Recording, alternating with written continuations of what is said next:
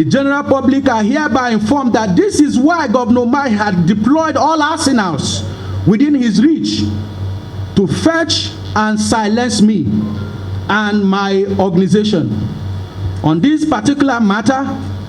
we had written to the National Human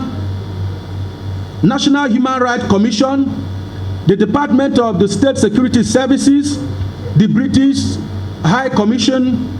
the American Embassy, the Embassy of the United States of America,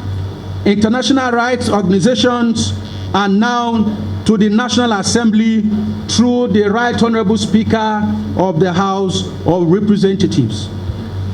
We will keep advancing our engagements and our organization citizens-led accountability programs, regardless of whose ox is God.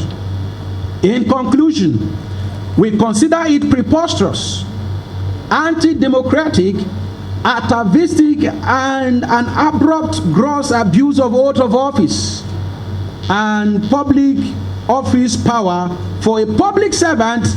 elected through a democratic processes to drive a sledgehammer against a devout civic space leaders and civil rights activists in the state. As such, if the government of Ebonyi State under Umahi feels that I have committed a libel, or that I or my organization or any civil society in the state have done anything that is repugnant to natural justice, equity, and or good conscience, let the government approach a court of competent jurisdiction to seek justice and or redress. But he who comes to equity should do so with clean hands. We have also advanced an arrangement that would make all the court processes and proceedings to be conducted under live media surveillance in line with the global best practice should the state government initiate legal action against any CSOs in Ebonyi State. We are also well informed that the state government under Governor Umahi is arranging for faceless civil society organizations and his support groups who would present a diverse voice, or rather a different voice from what is actually happening in Ebonyi State within the civic space. Thank you so very much for honoring this invitation. In the old ESCO chamber of the Ebonyi State Government House, Governor Umahi issued a Zenith Bank check worth 14 million naira to some of his serving and former political aides and wives,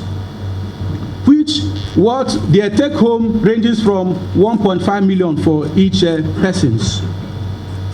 Now, more than ever, we are highly concerned about the sincerity of the state government in the disbursement of the 3 billion naira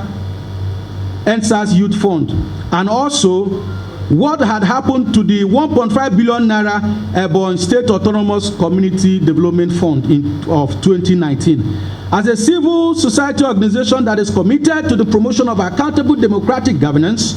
we have been asking, and yet we are still asking the state government to account for the fund totaling 4.5 billion. That is the 3 billion Youth SME Fund and 1.5 billion naira Community Development Fund.